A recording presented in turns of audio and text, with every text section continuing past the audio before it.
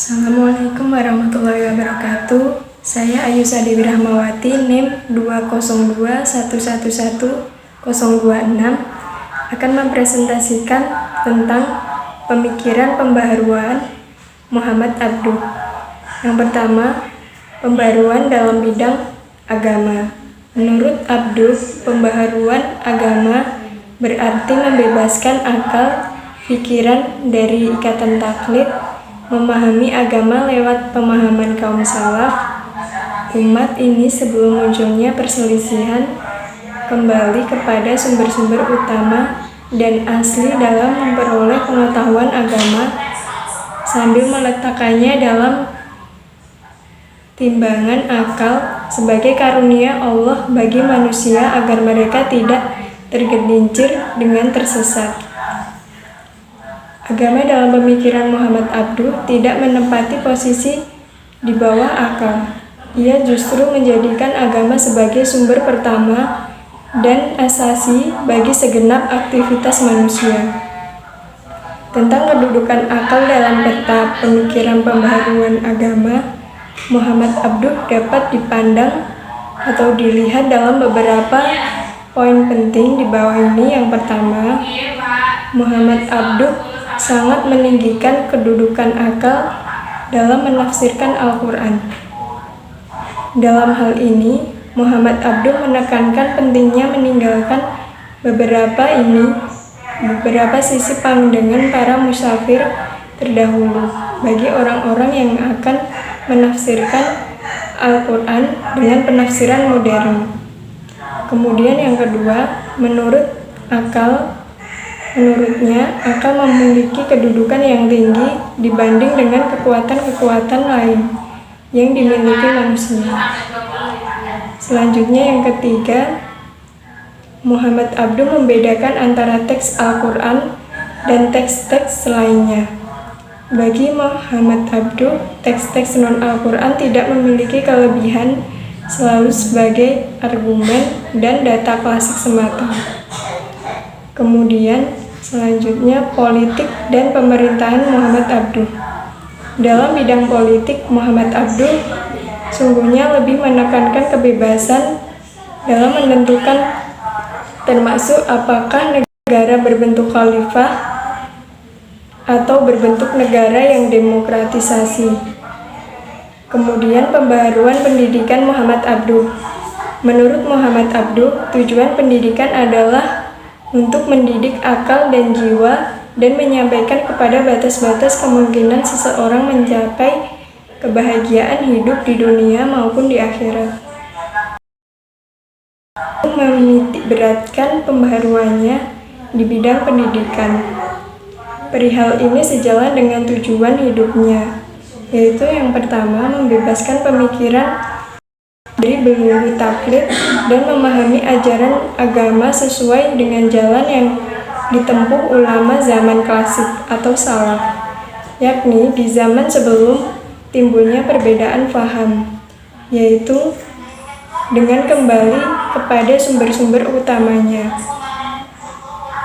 Kedua, memperbaiki bahasa Arab yang dipakai baik oleh instansi pemerintah maupun surat-surat kabar dan masyarakat pada umumnya dalam surat menyurat mereka.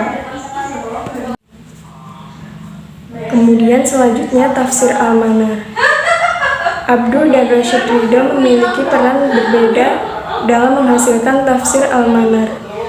Abduh menafsirkan surah Al-Fatihah sampai ayat 129 surah An-Nisa. Semua penafsirannya itu sudah pernah disampaikannya di Masjid Al-Azhar Kairo sejak awal Muharram 1317 Hijriah sampai pertengahan Muharram 1332 Hijriah. Pengajian tafsir Abduh itulah yang kemudian ditulis oleh Rashid Ridho kembali, lalu dikoreksi oleh Abduh sendiri. Peranan Rashid Ridho dengan demikian sangat signifikan atas lahirnya karya tafsir Al-Manar ini. Ridho yang menuliskan tafsir secara lisan Pengajian tafsir Abduh itulah yang kemudian ditulis oleh Rashid Ridho kembali lalu dikoreksi oleh Abduh sendiri. Peran Rashid Ridho dengan demikian sangat signifikan atas lahirnya karya tafsir Al-Manar ini.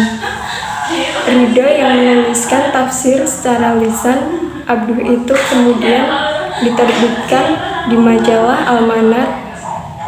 Bagian-bagian tafsir yang berasal dari Abduh sendiri, tafsir Al-Manar, dituliskan oleh Rashid Ridho.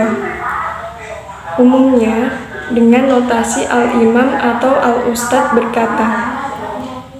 Bagian penyataan Abduh inilah yang ditulis dengan teliti dalam tulisan ini, karena diyakini sebagai penafsiran orisinil darinya. Pada umumnya, langkah-langkah tafsir Al-Manar ini yang pertama menjelaskan informasi umum tentang surah, nama surah, kategori Makkiyah Madinah, kandungan umum surah, serta korelasi surah dengan surah sebelumnya. Kemudian yang kedua membuat kelompok ayat berdasarkan kesatuan isi, kemudian ditafsirkan ayat demi ayat. Yang ketiga mengemukakan analisa makna kata, sedikit mengemukakan masalah bahasa dan balaghah bila dibutuhkan, menjelaskan kandungan ayat secara umum, dan mengemukakan munasabah ayat dengan ayat sebelumnya atau ayat lainnya. Yang keempat, mendahulukan tafsir ayat dengan ayat, lalu tafsiran ayat dengan hadis, kemudian pengutipan serta mengkritik pendapat para musafir seperlunya. Yang kelima, membahas permasalahan penting secara lebih luas dalam sebuah tema yang dikaitkan dengan konteks sejarah dan konteks masyarakat modern. Kemudian yang keenam, menganalisa keistimewaan Al-Quran dan kisah-kisahnya secara agak panjang, terutama untuk mengungkapkan mau'izah dan ibrah dari kisah. Ketujuh, mengkritik penafsiran klasik, terutama yang ada kaitannya dengan taklid, kebodohan, dan kemusyrikan, dan hal-hal yang menjadi penyebab kemunduran umat Islam. Selain itu, dalam kajian tafsir Abduh, banyak menegaskan perihal prinsip pandangan salaf dalam memahami Al-Quran, misalnya pandangan Ibnu Taimiyah dan lain sebagainya. Sekian dari saya. Wassalamualaikum warahmatullahi wabarakatuh.